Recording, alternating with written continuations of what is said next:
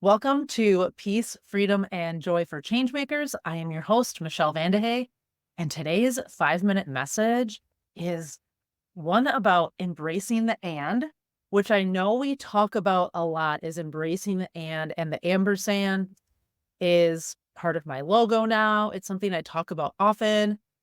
And this ampersand symbol is also something that I often take to workshops and speaking engagements with me because, first of all, it's small and it's a great representation of a lot of what we talk about here. And it's embracing the and oftentimes when I reference embracing the and, it's about embracing two things that are seemingly opposite from each other, that feel like there's no way that we could have this and this, that they feel like it has to be either this way or this way, and there's no way that it could be this way and this way. So today's 5-minute message is thriving and surviving, which to me, I have talked about getting out of survival and into thriving. And this message just keeps coming. Like it keeps downloading over and over again for me. And so this kind of got jumped to the front of the list. And I feel like it also is partly because some of this comes from the time when James was alive and James was around, and how I really felt like we were in survival mode, but it didn't feel like survival mode. And I'll tell you a little bit of the difference. So let's talk about this a little bit. Thriving and surviving. This is how I am thinking about it and how you can really have both at the same time and embrace this and is that your circumstances could require being in survival mode. Specifically, if you have a heavier workload or you have something that requires a lot more of your time and you don't have as much time as you'd like to care for yourself and do fun things, embrace joy, all those types of things. But that you're, even though you have an extra workload, you have more things going on and you have less spare time, that you're not feeling it in the way of mental, physical, and emotional exhaustion. And how is that possible? And I like to think of this as that your circumstances are requiring you to be in survival, but your mindset is that you have a thriving mindset. I'm not talking about people who are experiencing depression, PTSD, other mental health issues, because that's a little bit different. And I'll share this. How is that after James died, I was in survival mode in my circumstance and in how I was feeling and mentally because I was experiencing depression and PTSD and anxiety.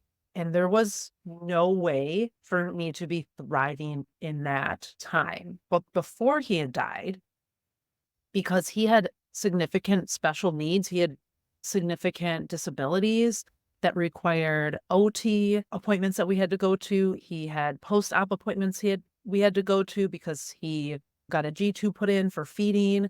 We had also physical therapy appointments that we had to go to, and then regular doctor's appointments that we had to go to. And he was a baby that was just not a settled baby. He required a lot of work, a lot of holding. And so we were in survival mode a lot. But I honestly didn't feel like at that time, yes, were there times that I was very tired? Of course. Were there times that I was exhausted? Yes, but I never felt that there wasn't an end. And I think that's like that mindset of when you're in thriving mindset while you're in a survival circumstance, is that you know that this is temporary. When I had depression, anxiety, and PTSD, it didn't feel temporary. It felt like it was going to last forever and I didn't know when it was going to end. When your mindset is, I know this is going to end, you can thrive while you're in survival. What this looked like for me specifically at the time was, and I was exploring sobriety or drinking less alcohol at the time before James was born. But then when he was, it just became more apparent to me that I'm like, I I knew that when you drink alcohol, it affects the quality of your sleep. And because I was sleeping less hours, I knew I wanted the quality of my sleep to be the utmost quality. So I stopped drinking on a daily basis and really hardly drank at all. And when I did, it was maybe one drink. So that was one way. Another thing was like I stopped staying up late. I stopped trying to stay up late And I really started prioritizing my sleep.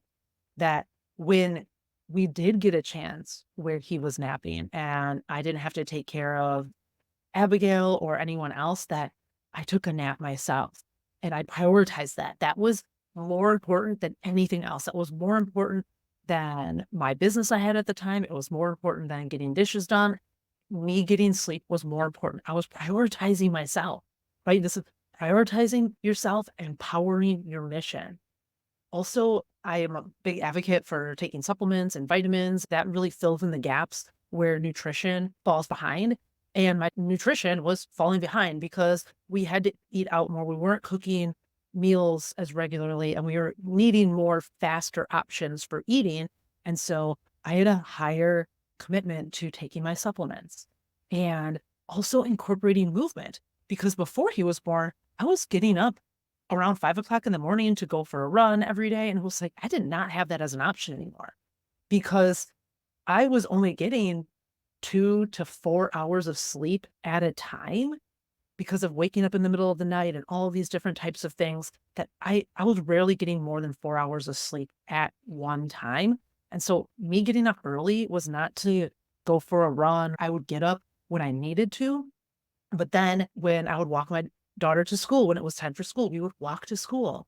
And at appointments, if we got to appointments early, we'd maybe go for a walk before the appointments. And so I was in this mindset of thriving in my life, even though my circumstances were showing that I was in survival mode. But my body didn't feel like it was in survival mode. And my mindset didn't feel like I was in survival mode. My mindset was, I'm thriving within the situation that I'm in.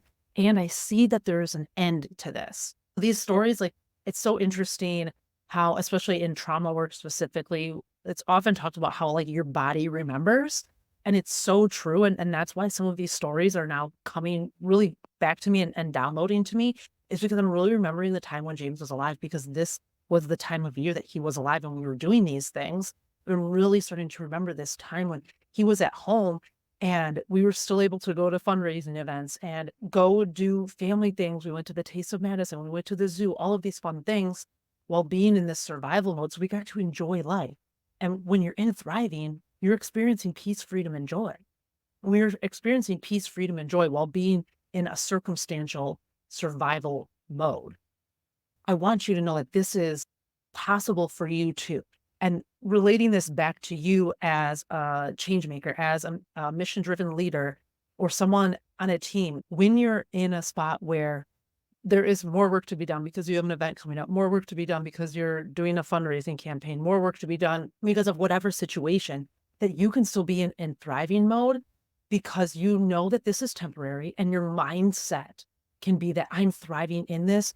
I can let go of the fact that I'm not going to be, I'm going to be sleeping less, but when I can, I'm going to be prioritizing my sleep. I'm prioritizing my nutrition as best as possible. I'm prioritizing drinking water. I'm prioritizing taking breaks when I can and doing these things that are maybe in smaller bite-sized ways, as opposed to doing something for 30 minutes, 45 minutes, an hour.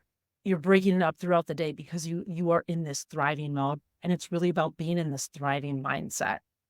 So this is something I never thought I would insert the and instead of the or, but I have. And I love that I have come to this as a different way of thinking of surviving and thriving. And again, if you didn't hear the beginning of this message, that if you're experiencing depression, anxiety, PTSD, other mental health issues, that I'm not talking about you in this situation. Because when I was experiencing those things, there was no way for me to be feeling like I was in thriving at all. I think the biggest determination of if you can be thriving and surviving instead of being in survival mode and knowing that this is temporary, is that you have that mindset knowing that there is an end. When I was in depression, it didn't feel like there was an end. And so I couldn't have a thriving mindset.